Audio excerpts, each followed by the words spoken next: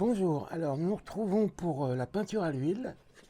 Donc je vous présente les tubes, c'est juste pour vous montrer ce qu'on arrive à faire. Alors ici vous avez les bleus et les verts.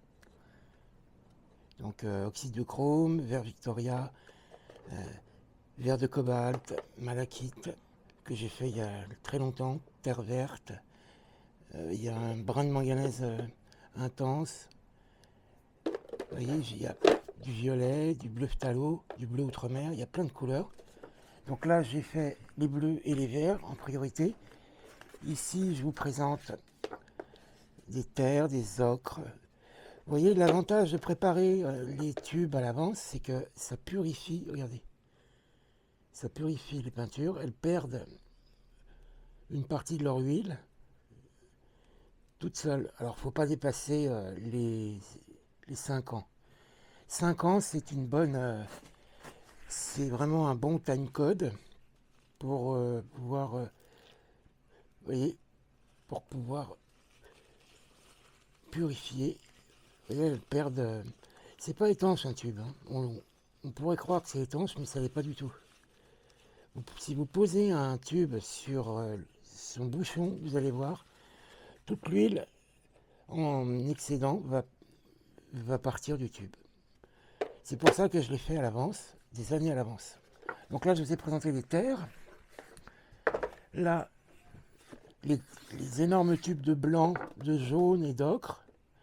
J'ai même un vieux verre de Nerprom sonnelier. Voilà.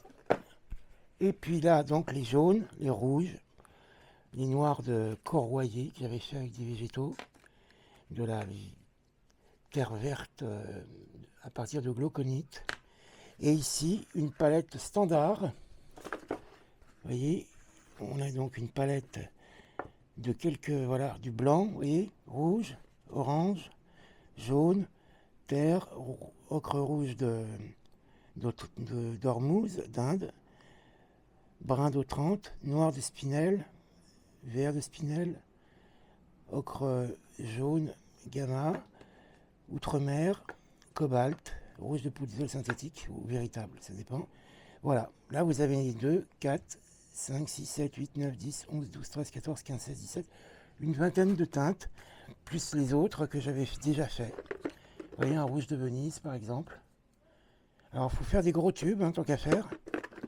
Au moins, voilà, vous voyez, au moins de cette capacité-là. Ça, c'est un violet de manganèse qui commence à se prendre en tube. Alors, si ça se prend en tube, qu'est-ce qu'on fait?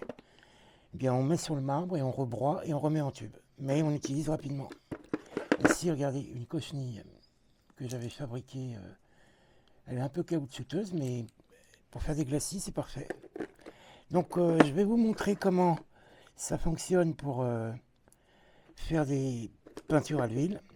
C'est simple, hein, par contre ce n'est pas que le mélange de pigments et d'huile. Je vais vous montrer les médiums, parce que l'huile en fait on doit en utiliser le moins possible. Bien, alors on va se retrouver tout de suite pour une palette de peinture à l'huile.